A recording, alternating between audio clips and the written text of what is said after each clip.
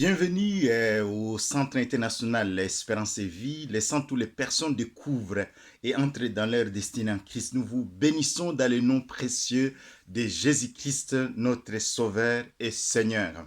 Nous continuons l'épître aux Hébreux. Nous sommes au chapitre 11, le chapitre de la foi. Là où on a commencé à définir la foi et puis on a donné des exemples des hommes et des femmes qui ont marché par la foi. Nous sommes aujourd'hui en présence de la foi de Noé.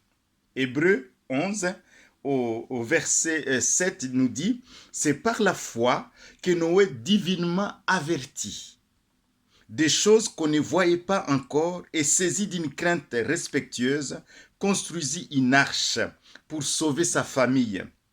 C'est par elle qu'il condamna le monde et devint héritier de la justice qui s'obtient par la foi. Amen. C'est par la foi, divinement averti par Dieu. Donc la foi vient de ce que l'on entend. Ce que l'on entend vient de la parole de Dieu.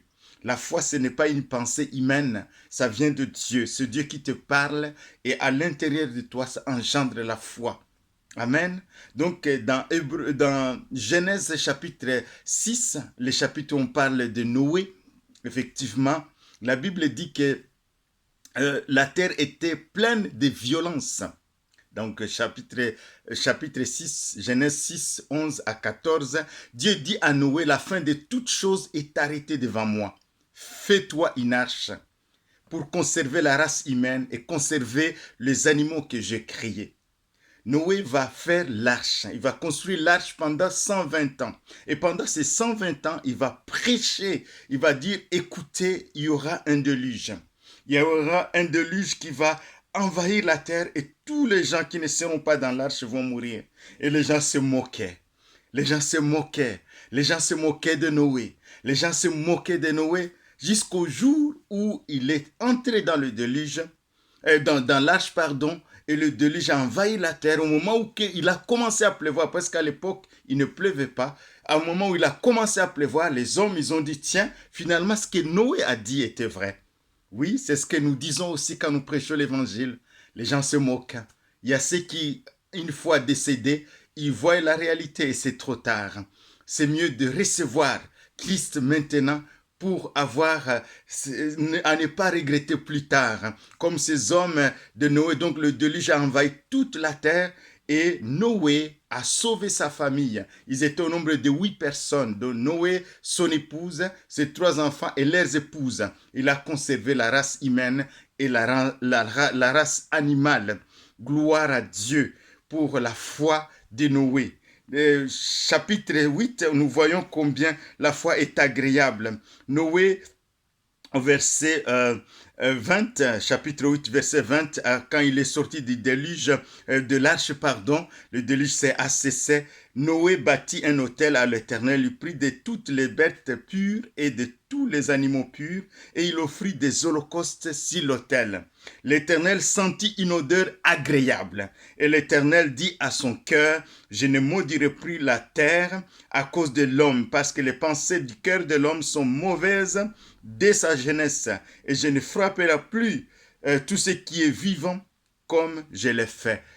L'Éternel sentit une odeur agréable. Amen. La foi de Noé a produit une odeur agréable. Dieu a senti une odeur agréable. Et Dieu a dit, écoute, je ne maudirai plus la terre pour ça. Je ne vais plus encore faire de ce genre de situation. Mais ce qui arriva à l'époque de Noé va arriver aussi à l'époque de quand Jésus va venir. Noé n'est pas un personnage mythique comme les gens le pensent. Pourquoi? Parce que Jésus parle de Noé. Jésus parle de Noé. Amen. Jésus parle de Noé dans Matthieu chapitre 24. Il parle de Noé et il les donne aussi, c'est parmi les, quand il donnait les signes de son avènement, il dira, car ce qui arriva du temps de Noé, donc Matthieu 24, verset 37, ce qui arriva du temps de Noé arrivera de même à l'avènement du Fils de l'homme, car dans les jours qui précédèrent le déluge, les hommes mangeaient et buvaient, se mariaient leurs enfants, jusqu'au jour où Noé est entré dans l'arche. jusqu'au jour ils ne se doutaient de rien. Comme aujourd'hui, les gens, tu leur parles de Jésus, ils s'en foutent. Hein. Et même les chrétiens qui ont reçu Jésus, des fois, ils pensent que c'est des... Ils ne sont pas vigilants. Ici, c'est l'appel à la vigilance. Nous devons être vigilants, nous devons veiller et prier. Parce que ce qui arriva au jour de Noé va arriver aussi à l'avènement du Fils de l'homme. Et d'ailleurs, même avant que Jésus vienne, à tout moment, nous pouvons partir. Nous pouvons nous préparer. Prépare-toi à rencontrer ton Dieu. Le déluge, oui. C'est vrai quand nous voyons les situations dans le monde, nous voyons les violences, nous voyons les guerres, nous voyons les famines, nous voyons des choses horribles. Mais écoute, même si ces choses existent, Dieu est sur son trône. C'est ce que David va réaliser. Dans le psaume 29, il dit, l'Éternel était sur son trône lors du déluge. Sur son trône, l'Éternel règne éternellement. Dans psaume 29, versets 10 à 11. Oui, l'Éternel est sur son trône.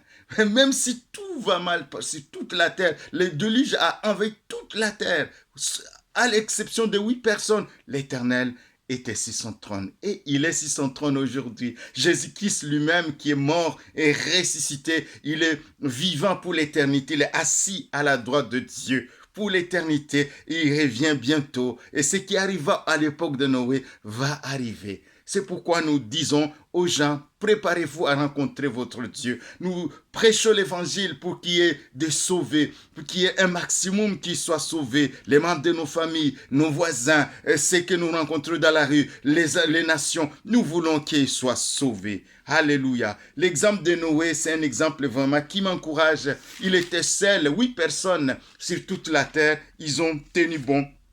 Et c'est un exemple puissant. C'est pourquoi toujours Hébreux 12 nous dit, nous donc aussi, puisque nous sommes environnés d'une grande nuée de témoins, ces témoins de la foi depuis la création jusqu'à aujourd'hui, rejetons tout fardeau et le péché qui nous enveloppe si facilement et courons avec persévérance dans la carrière qui nous est ouverte, ayant les yeux tournés vers Jésus, le chef et le consommateur de notre foi, en vue de la joie qui lui était réservée, a souffert la croix pour nous, méprisé l'ignominie et s'est assis à la droite de Dieu. Ayons les yeux tournez vers Jésus, parce que c'est lui le chef de notre foi. Il est l'auteur de notre foi. Il est celui qui suscite à nous la foi, qui l'amène à la perfection. Il est assis à la droite de Dieu, il intercède pour nous. Ayons les yeux sur lui et repassons ses paroles, les évangiles dans nos cœurs pour être fortifiés, parce que le diable rôde autour de nous, cherchant qui il pourra dévorer. Et résistez-lui avec une foi ferme, basée sur la parole de Dieu. Jésus-Christ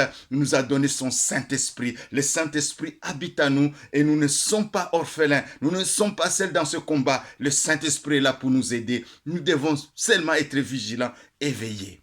Mes bien-aimés, la foi de Noé, oui, il est devenu héritier de la justice qui s'obtient par la foi. Oui, par la foi aussi, nous sommes justifiés devant Dieu par le sacrifice parfait de Jésus. Alléluia. Et nous pouvons entrer dans la présence de Dieu pour intercéder pour nos besoins, mais aussi intercéder pour les personnes qui nous entourent. Seigneur, merci pour la foi de Noé, divinement averti. Seigneur, tu nous avertis souvent dans ta parole, par les prédications, par ce genre de message que j'apporte. Tu as averti les personnes. Nous voulons être vigilants. Nous ne voulons pas être, Seigneur, à l'improviste, que tu viennes à l'improviste. Ok, quand nous partons à l'improviste auprès de toi, être avec des mains vides, ou bien, Seigneur, être rejeté par toi dans ta présence. Nous voulons être vigilants, nous voulons veiller, nous voulons prier. Seigneur, merci pour la foi des hommes de foi qui nous encouragent. Ce sont des témoins, ce sont des témoins. Nous rejetons le péché, nous rejetons les fardeaux qui nous envahissent si facilement, les fardeaux, les soucis du siècle présent.